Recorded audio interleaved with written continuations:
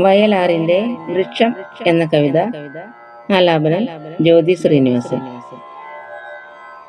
മരമായിരുന്നു ഞാൻ പണ്ടൊരു മഹാനദിക്കരയിൽ, നദിയുടെ പേരു ഞാൻ മറന്നുപോയി.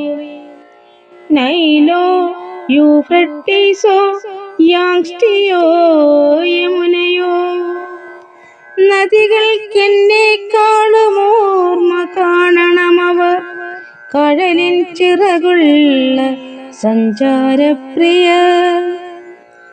നിലത്തെഴുതാൻ പഠിച്ചവർ, പറയാൻ പഠിച്ചവർ. നിലത്തെഴുതാൻ പഠിച്ചവർ, പറയാൻ പഠിച്ചവർ.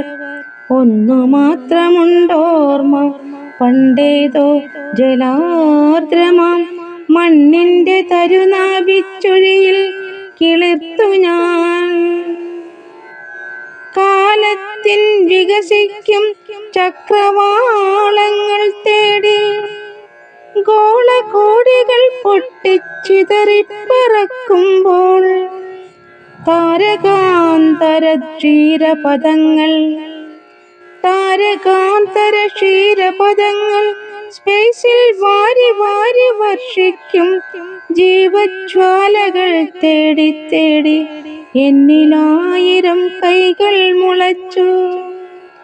നഭസിന്റെ സ്വർണ്ണ കുംഭങ്ങൾ വാങ്ങിക്കുടിച്ചു ദാഹം തീർക്കാൻ പച്ചിലകളാൽ എന്റെ നഗ്നത മറച്ചു ഞാൻ. സ്വച്ഛ ശീതളമായ മണ്ണിൽ ഞാൻ വേരോടിച്ചു. അസ്ഥികൾ പൂത്തു മണ്ണിനടിയിൽ ഇണചേർന്നു, നഗ്നരാമൻ വേരുകൾ പ്രസവിച്ചെഴുന്നേറ്റു.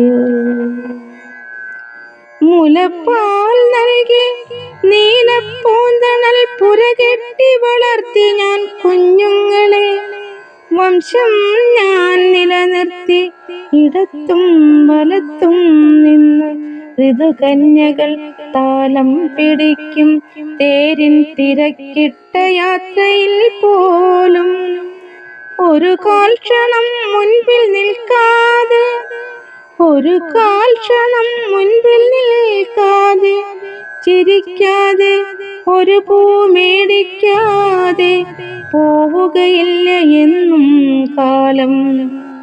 വനദേവതയുടെ പുഷ്പമേടയിൽ നിന്നു, വസന്ത സരോജത്തിൻ പൊന്നിതൾ കൂട്ടിൽ നിന്നോ, പീലിപ്പൂം ചിറകുള്ള രണ്ടിളം കിളികളൻ തോളത്ത് പറന്നിരുന്നൊരു നാൾ എന്തോ പാടി. കാതോർത്തു നിന്നു ഞാനും പൂക്കളും, കാതോർത്തു നിന്നു ഞാനും പൂക്കളും. ആ പാട്ടിന്റെ ചേതോഹാരിയാം ഗന്ധം ഞങ്ങളിൽ നിറയുമ്പോൾ, ഞാനറിയാതെ പൂക്കൾ തേൻ ചുരത്തിപ്പോയി. എന്റെ താണ ചില്ലയിൽ കാറ്റിൽ കിളികളൂഞ്ഞാലാടി. എന്നില കൈകൾ കിളിക്കൂടുകളായി, അന്തരിന്ദ്രിയങ്ങളിൽ മൗനസംഗീതം കുളിർക്കോരി.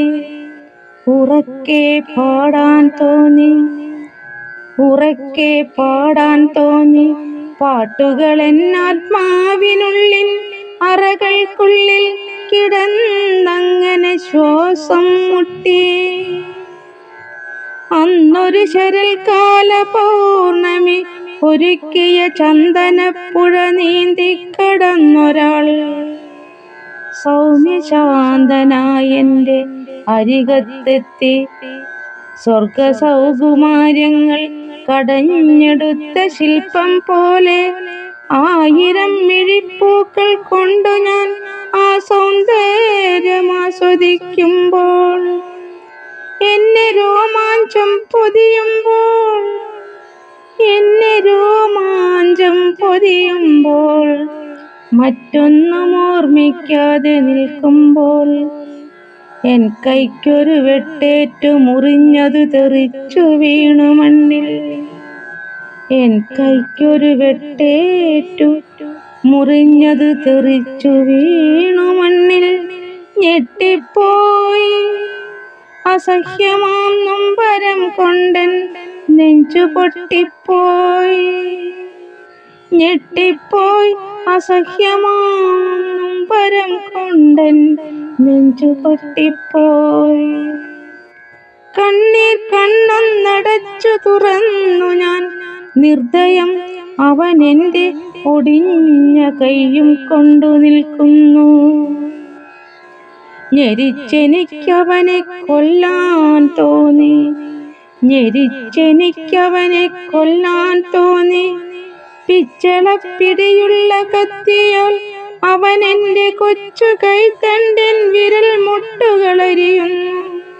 മുത്തുകെട്ടിയ മൃദുസ്മേരവുമായി എന്നുള്ളു ചെത്തിയും മിനുക്കിയും ചിരിച്ചു രസിക്കുന്നു.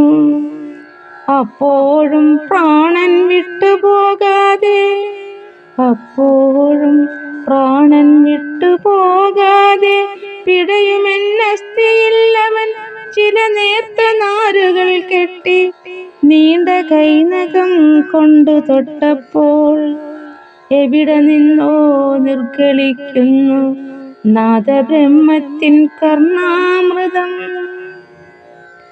എൻ മൗനത്തിൻ നാദം, എൻ്റെ ദുഃഖത്തിൻ നാദം, എൻ മൗനത്തിൻ നാദം, എൻ്റെ ദുഃഖത്തിൻ നാദം, എൻ്റെ സംത്രാസത്തിൻ്റെ ഏകാന്ത തുടിതാളം.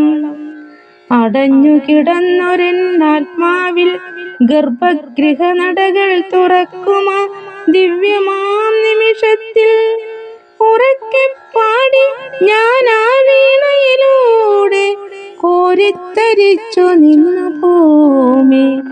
നമ്രശീർഷയായി മുന്നിൽ മരത്തിൻ മരവിച്ച കോടരത്തിലും പാട്ടിനുറവ കണ്ടെത്തിയോരഗാന